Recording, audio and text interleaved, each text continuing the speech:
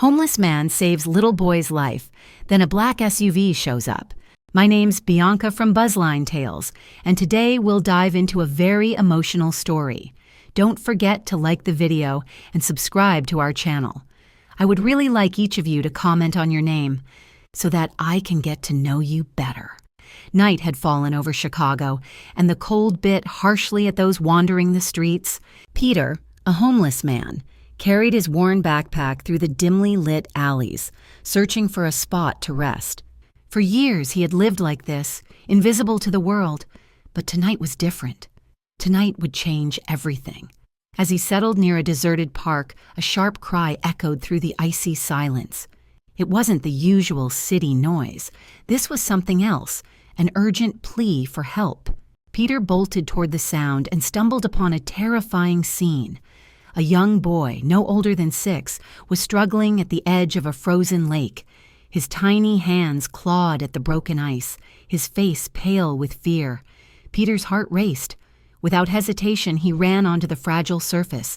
Each step cracked ominously beneath him, but he pressed on.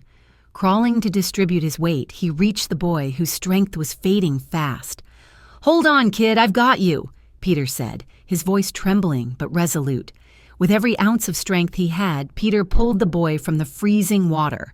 They collapsed onto the snowy bank, shivering and exhausted. Suddenly, the roar of an engine broke the quiet. A sleek black SUV screeched to a halt nearby, its headlights piercing the darkness. Peter froze. Who were these people? The car door swung open and a well-dressed man stepped out, followed by 2 others. His eyes landed on the boy, and he let out a desperate cry. "Tyler!" The man sprinted to them, dropping to his knees to embrace the boy. Tyler sobbed, clinging to him. "Dad! Dad!" Peter, still kneeling in the snow, watched silently, his breath forming clouds in the frigid air. His soaked clothes clung to his body, but he didn't move. The man turned to Peter, his face a mixture of gratitude and emotion. You saved my son's life.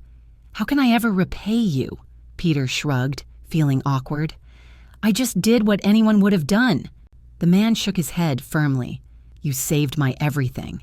Reaching for his phone, the man made a quick call. Within minutes, another car arrived, and Peter was taken to the hospital to be treated for minor injuries. Meanwhile, Tyler refused to let go of his savior's hand. The next morning, Peter woke up in a hospital bed. Sitting beside him was the man in the suit, holding an envelope. "I'll never be able to thank you enough," he said. "This envelope contains enough to give you a fresh start, and if you're interested, a job is waiting for you at my company." Peter hesitated, his gaze shifting between the envelope and the man. "Why are you doing this for me?" The man smiled, his eyes glistening. "Because you showed me that no matter where you are in life, you can still be a hero." In the months that followed, Peter became a symbol of courage in the city. But for him, the greatest reward wasn't the money or recognition.